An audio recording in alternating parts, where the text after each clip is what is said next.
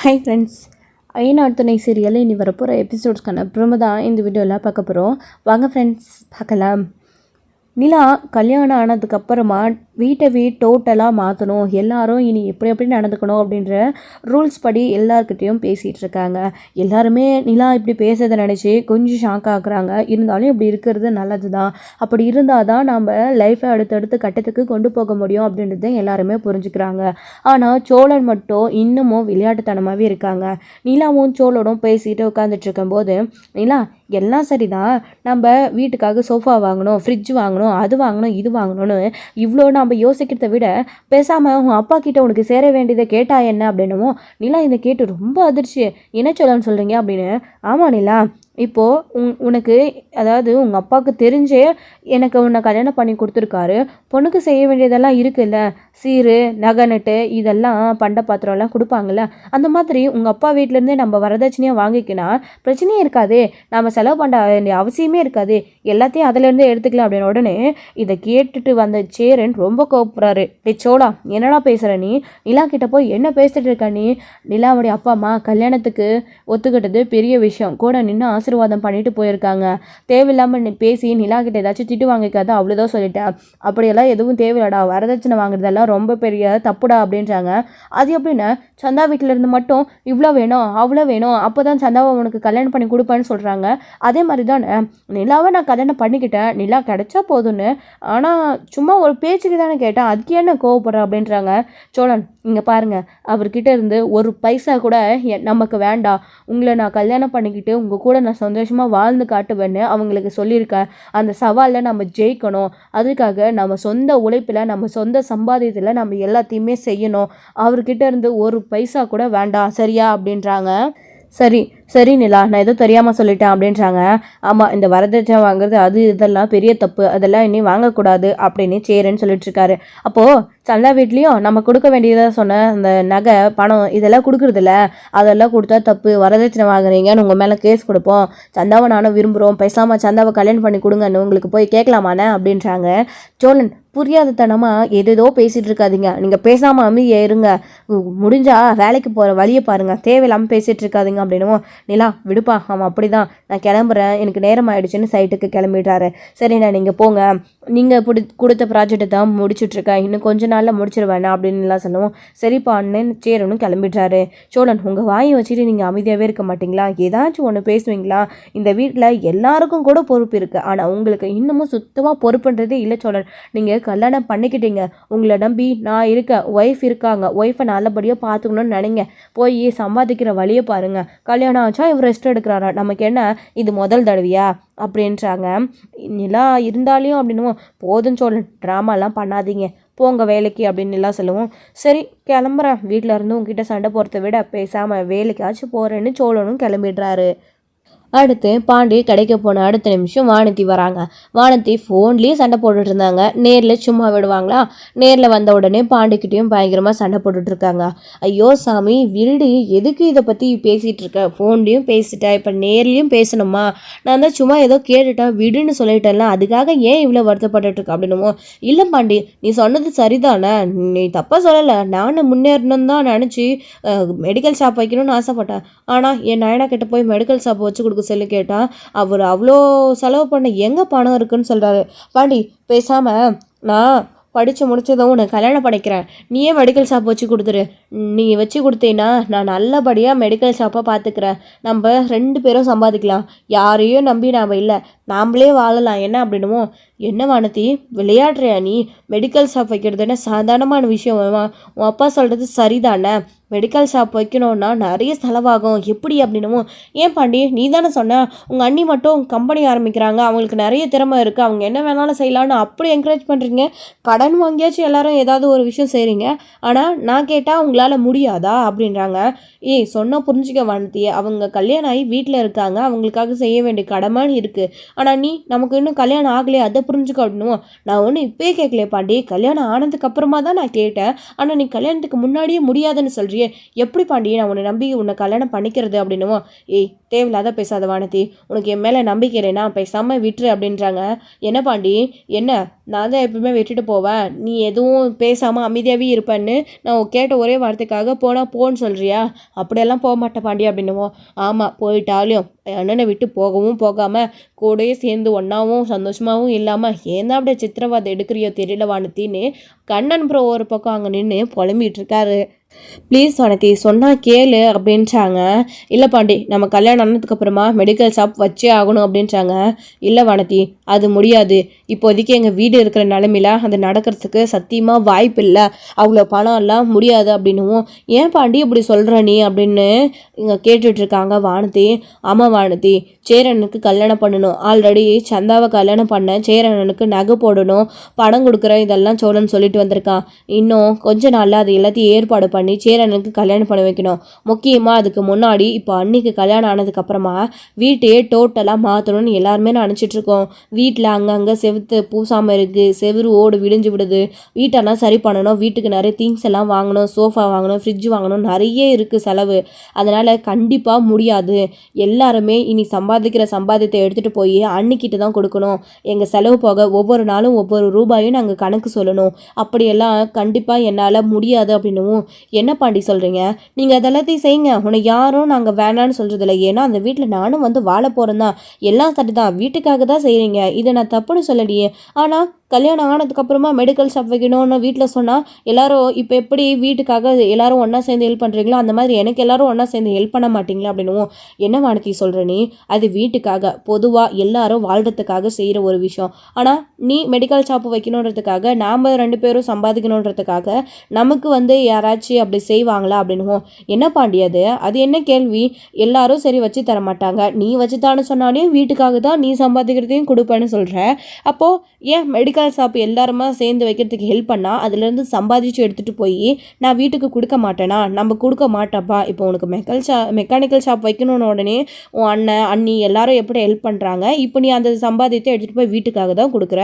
அதே மாதிரி எனக்கும் மெடிக்கல் ஷாப் வைக்க ஹெல்ப் பண்ணால் நானும் சம்பாதிச்சு உங்கள் வீட்டுக்கு தானே கொடுக்க போகிறேன்னு தேவையில்லாமல் வானதி வீண் வம்பையும் சண்டையும் பாண்டிக்கிட்ட வாங்கிட்டு இருக்காங்க. அவரோட வாயை கிளறி பிரச்சனைகளை பெருசாக்கிக்கிட்டே வானதி போயிட்டுருக்காங்க. வானதிக்கு புரியுதா இல்லையான்னு தெரியல. நம்ம சொல்கிற எதையுமே அவள் காதலே போட்டுக்க தயாராகவே இருக்க மாட்டேன்றா. இவ்வளோ சொல்கிறனே ஏதாச்சும் யோசிச்சு பார்க்குறாளா? இல்லை அதெல்லாம் நடக்கும்போது நடக்கட்டும்னு அமைதியாக விடுறாளா?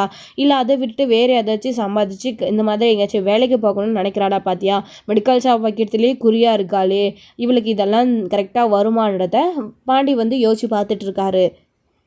அடுத்து சோழன் சவாரிக்கு போனதுக்கப்புறமா சவாரியை முடிச்சுட்டு அவரோட ஓனர்கிட்ட போகிறாங்க. அப்போ அவருடைய ஓனர் இருந்துக்கிட்டு சோழன்கிட்ட, ஏண்டா சோழா கல்யாணம் ஆனச்சு ரெஸ்ட் எடுக்கிறான் அப்படின்னு சொல்லிட்டு இருந்தேன், ஏண்டா வந்துட்டேன் அப்படின்னு. உடனே, அண்ணா நான் தானே கல்யாணம் ஆகிடுச்சி, ஒரு நாள் ரெஸ்ட் எடுக்கலான்னு நினச்சேன், ஆனால் அவள் என்னை வேலைக்கு போய் சம்பாதிச்சிட்டு வந்து நீங்கள் இதுக்கப்புறம் தான் கொடுக்கணும், பொறுப்பாக இருக்கணும் அப்படின்னு என்னை தொடுத்து விட்டுட்டானே, நானும் வந்துட்டேன் அப்படின்னும். என்னடா சொல்ல, உன் நிலமை கல்யாணத்துக்கு முன்னாடியும் ஒரு மாதிரியாக இருந்துச்சு, கல்யாணத்துக்கு அப்புறமும் ஒரு மாதிரியாக இருக்குது அப்படின்னும்.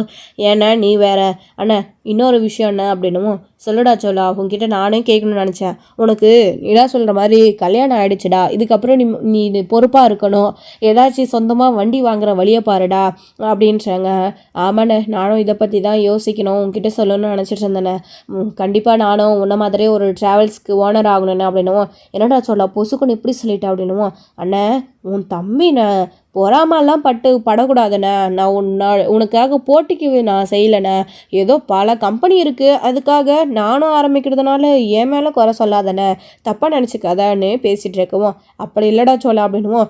கவலைப்படாதானே, நீ இருக்கிற இந்த ஏரியாவில் இந்த சைடில் நான் கடையே வைக்க மாட்டேன், நான் தூரமாக எங்கேயாச்சும் தள்ளி போய் நான் ட்ராவல்ஸ் ஆரம்பிச்சுக்கிறேன்னு அப்படின்னவும். என்னமோடா அண்ணனுக்கு கொஞ்சம் பார்த்து செய், அண்ணனுக்கு போட்டியாக வராது அப்படின்னவும். சரி சரி அதெல்லாம் நான் பார்த்துக்கிறேன்னு சோழன்னு சொல்லிட்டு இருக்காரு. ஆனால் அதுக்கு அடுத்து என்ன பண்ணணும்னு தான் தெரியலண்ணா அப்படின்னவும். அதுக்கு முதல்ல நீ நல்லா சம்பாதிக்கணும்டா, நீங்களாம் சொல்கிற மாதிரி அதிகமாக செலவு பண்ணாமல் சிக்கனமாக செலவு பண்ணி சம்பாதத்தை எடுத்துகிட்டு போய் சேவிங்ஸ் பண்ணணும்.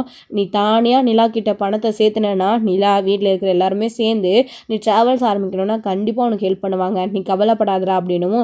சரிண்ணே சரி அப்படின்னு நம்ம சோழனும் பேசிட்டு அவர்கிட்ட அதுக்கப்புறம் இன்றைக்கி சவாரி அவ்வளோதான் முடிஞ்சிச்சின்னு காசு எண்ணி அவர்கிட்ட கணக்கு போட்டு வாங்கிக்கிட்டு வீட்டுக்கு வராரு. அப்புறம் சேரன் பாண்டி எல்லாருமே சோழன் பல்லவன் எல்லாரும் வீட்டுக்கு வரவும் பல்லவன் காலேஜுக்கு போயிட்டு தான் வீட்டுக்கு வராங்க. அவங்க சின்ன பையன். அப்போது பாண்டியுமே இன்றைக்கி கடையில் வந்த கலெக்ஷன்லாம் எண்ணி பார்த்துட்டு கண்ணன் ப்ரோக்கு சேர வேண்டியதை கொடுத்துட்டு நேராக எடுத்துகிட்டு வராரு. அவர் சாப்பாட்டு செலவு டீ செலவு கூட, அதாவது டீ செலவை தவிர வேறு எந்த செலவும் அவருக்கு கிடையாது, அப்படியே எடுத்துகிட்டு வந்துட்டாரு. சோழனும் அதே மாதிரி தான் வெளியில் போனால் சாப்பிட்றாரு, அப்படி இல்லைன்னா அவரும் அந்த சாப்பாடு செலவை கரெக்டாக எடுத்துகிட்டு வந்துட்டாரு. அவருக்கு டீசல் போட இது எல்லாத்தையும் அவரோட ஓனர் தான் பார்த்துக்கிறாரு. அவரோட சம்பளத்தை அவர் முழுசாக எடுத்துகிட்டு வராரு. சேரன் எப்படியும் அவருக்கு மாதத்துக்கு ஒரு முறை தான் சம்பளம், இல்லை வாரத்துக்கு ஒரு முறை, இந்த மாதிரி தான் சம்பளம். ஸோ அப்படி தான் நேராக எல்லாரும் வீட்டுக்கு வரவும் நிலா கரெக்டாக குச்சை வச்சுன்னு சின்ன பிள்ளைங்க வந்தால் எப்படி வாட்ச் பண்ணுவாங்களோ அதே மாதிரி சேர் போட்டு அங்கே உட்காந்துட்ருக்காங்க. முதல்ல சோழன் வராரு. சோழனை நிற்க வைக்கிறாங்க. எல்லாரும் நில்லுங்க ஒரு நிமிஷம் அப்படின்னவும் அடுத்தடுத்து பாண்டி சேரன் எல்லாரும் நின்றுட்டுருக்காங்க. பல்லவா நீ மட்டும் உள்ளே வந்துடுறாங்க. சரி எல்லாரும் இன்னைக்கு கணக்கு விளக்கு சொல்லிட்டு அப்புறமா உள்ளே போங்க நிலா நிற்க வச்சுக்குவோம். நிலா இதெல்லாம் கொஞ்சம் கூட நியாயமே இல்லை, வீட்டுக்குள்ளே கூட வரா விடாமல் இப்படியே வா அப்படின்னுமோ. ஆமாம் இப்படியே தான் முடியுமா முடியாதனுமோ தோ அப்படின்னு ஒவ்வொருத்தராக கணக்கு சொல்கிறாங்க. முதல்ல சோழன் சொல்கிறாரு. கணக்கு சொல்லிவிட்டு பணத்தையும் கொடுத்துட்டு கிளம்புறாங்க. நிலா நோட் பண்ணிக்கிறாங்க எல்லாத்தையுமே நோட்டில். அடுத்து பாண்டி வராரு. பாண்டியும் கணக்கு சொல்கிறாரு. அடுத்து சேரன் வராரு. ஆனால் நீங்கள் அப்படின்னுமோ நிலா எனக்கு வாரத்துக்கு ஒரு முறை தான்ப்பா தருவாங்க, தினமும் தரமாட்டாங்க, நான் கரெக்டாக ஒரு வாரம் நான் எடுத்துகிட்டு கணக்கு சொல்லிடுறேன்ப்பா அப்படின்னுமோ. சரி நான் நீங்கள் போங்கன்னு அனுப்பி விட்டுடுறாங்க. அண்ணன் மட்டும் தப்பிச்சிடுச்சு அப்படின்னு சோழன் நினைக்கிறாரு. எப்படி இருந்தாலும் வார கடைசியில் இங்கே தானே கொடுத்தாகணும்னு சோழன் நினச்சிட்ருக்காரு. அடுத்து நடேசன் கொஞ்ச நேரம் கழிச்சு வரவும் அங்கிள் அப்படின்றாங்க. இப்போ தான் உட்கார்ந்தேன் அப்படின்னு நினச்சிட்டு திரும்பவும் வரவும் எங்கே போயிட்டு வரீங்க அப்படின்னுமோ. அது அப்படின்னுமோ என்ன சும்மா வண்டி எடுத்துகிட்டு ஊர் சுற்றிட்டுருக்கீங்களா, சவாரிக்கு தானே போயிட்டு வரீங்க அப்படின்னுமோ. ஆமாம்மா லோடு தான் எடுத்துகிட்டு போய் வந்தேன் அப்படின்னு. சரி எங்கே எனக்கு கேட்ட பணம் அப்படின்னுமோ. தோ சாப்பாடு செலவு டீ செலவு அப்படின்னு கொடுக்குறாங்க.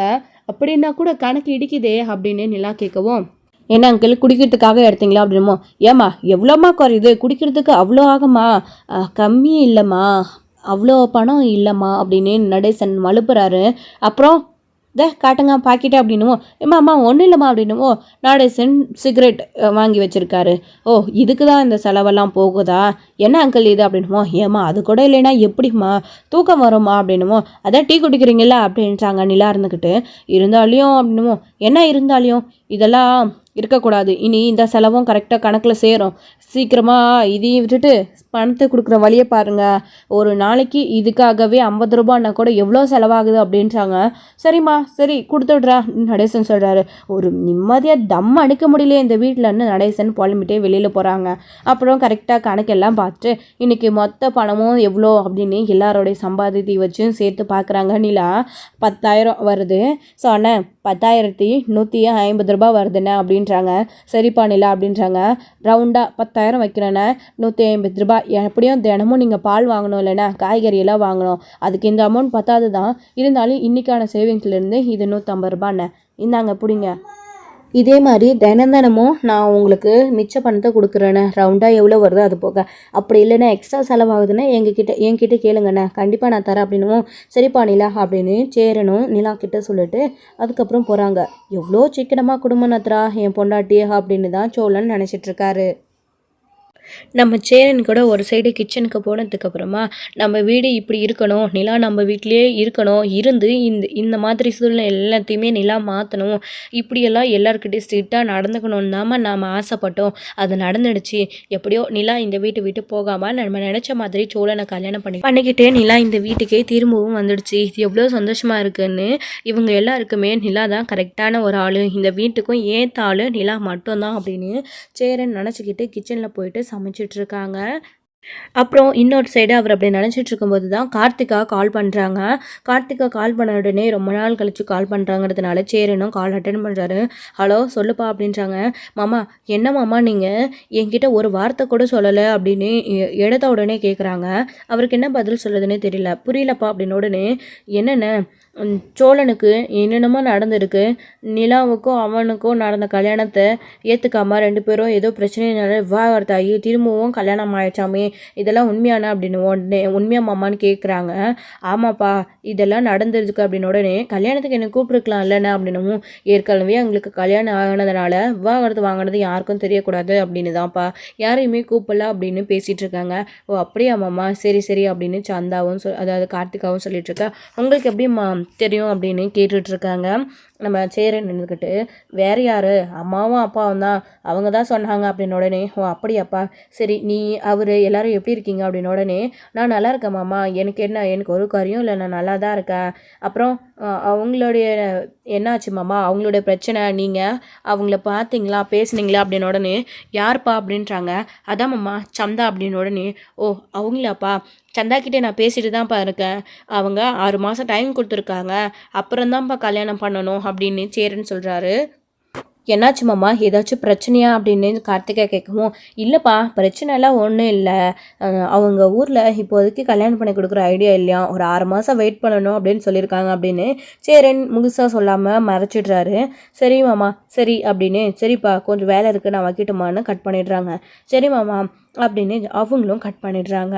ஸோ சேரன் இப்போது சந்தாவோட நினப்பாகவே இருக்கிறாரு கார்த்திகா சொன்னதை வச்சு.